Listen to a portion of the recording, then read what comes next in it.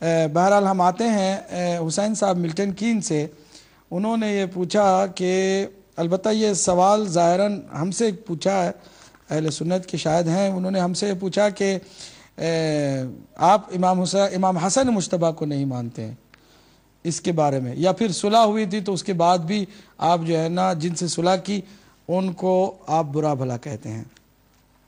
میں اپنا جواب دیتا ہوں، بہرحال آپ کا جو موقف ہے وہ آپ اپنا بیان کریں. میرے بھائی حسین ملٹن کین سے یہ بھی سفید جھوٹوں میں سے ایک جھوٹ ہے اور بہتانوں میں سے ایک بہتان ہے. الزامات میں سے ایک ایسا الزام ہے کہ اگر کوئی معمولی سا کوئی بھی ہو، کسی بھی مکتب فکری سے اس کا تعلق ہو، اگر کوئی معمولی سا مطالعہ بھی کوئی تشیع کے بارے میں رکھتا ہو تو وہ جانتا ہے کہ 12 اماموں کا ماننا مؤمن کے لیے بالکل اسی طرح ضروری ہے جس طرح سے جینے کے لیے سانسوں کی ضرورت ہوتی ہے. پھر میں دہراتا ہوں، جس طرح سے زندگی اور حیات کے لیے سانس لینا ضروری ہے، اسی طرح ایک مومن کو مومن بننے کے لیے 12 اماموں کا ماننا ضروری ہے.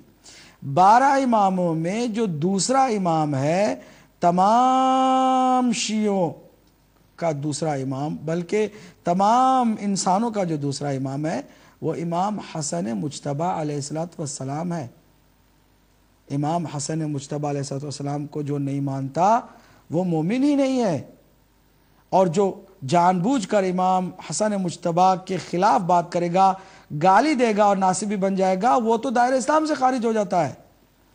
اب یہ الزام کہ امام حسن کو نہیں مانتے، صرف امام حسین کو مانتے ہیں، اور یہی وجہ ہے کہ امام حسن کے بارے میں ان کے یہاں ولادت کی اور اس کی تقریب نہیں ہوتی.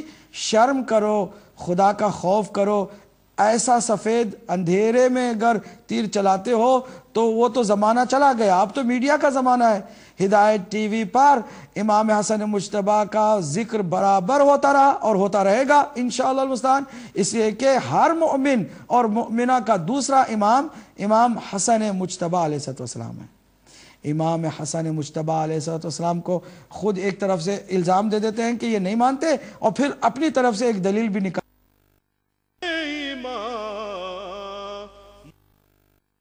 ابن ابی شیبہ، ہم جنگ میں ہیں، وَحَرْبٌ لِمَنْ حَارَبَكُمْ، اور اس کے ساتھ ہم حالت جنگ میں ہیں کہ جو آپ کے ساتھ حالت جنگ میں ہے. اتباع امام کا جو فریضہ ہے ہر مؤمن اور مومنہ جانتا ہے. مسئلہ یہ ہے کہ تمہارے یہاں مغالطہ کیا جاتا ہے، اور مغالطے کو خدا کے لیے دور کر لو.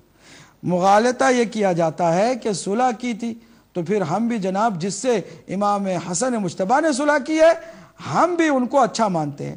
اگر صلح کی اور صلح کے شرائط پر معاویہ ابن ابو سفیان امیر شام قائم ہوتے، برقرار رہتے، تو خدا کی قسم کوئی دنیا میں شیعہ ایسا نہ ہوتا کہ جو امیر شام کی اس صلح کی پابندی کے ہوتے ہوئے اس کو انکار کرتا ہو، یا اس کے بارے میں کوئی غلط نظریہ قائم کرتا، یا اس کے ماننے سے انکار کرتا. خدا کی قسم کوئی شیعہ نہ ہوتا.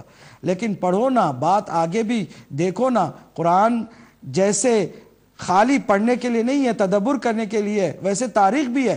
اگر صلح کی ہے تو صلح تو کسی سے بھی ہو سکتی ہے. چنانچہ امام حسن مجتبیٰ سے پہلے جو کہ خود سنت نبوی کے اوتار اور بہترین مظہر تھے، پیغمبر اسلام نے بھی صلح کی ہے، صلح حدیبیہ مشرکان مکہ سے.